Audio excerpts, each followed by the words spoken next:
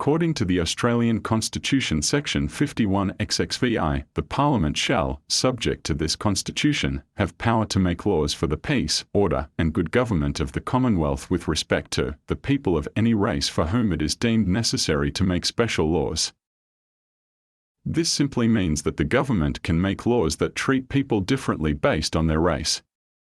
According to Australian Human Rights Commission, the definition of racism is: racism is the process by which systems and policies, actions and attitudes create inequitable opportunities and outcomes for people based on race.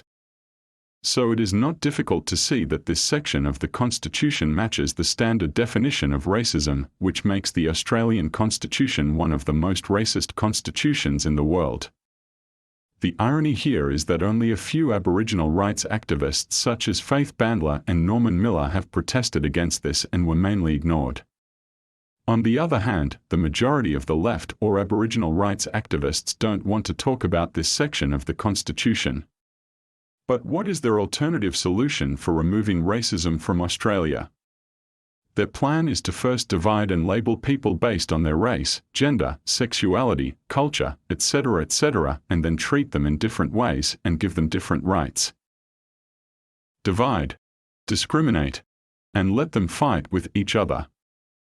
The Voice to Parliament is a good example of this approach, where they give a specific political advantage to a group based on their race. They insist to add it permanently to the Constitution, to make a racist constitution even more racist.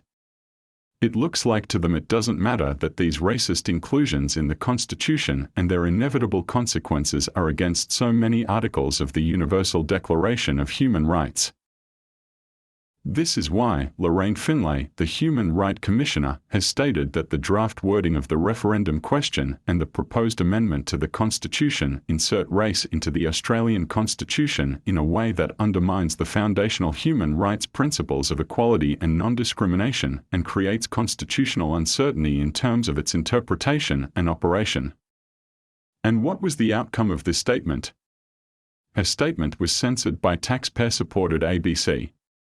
She was attacked by the government and all activists, simply because they are not looking for equality and they don't believe in human rights.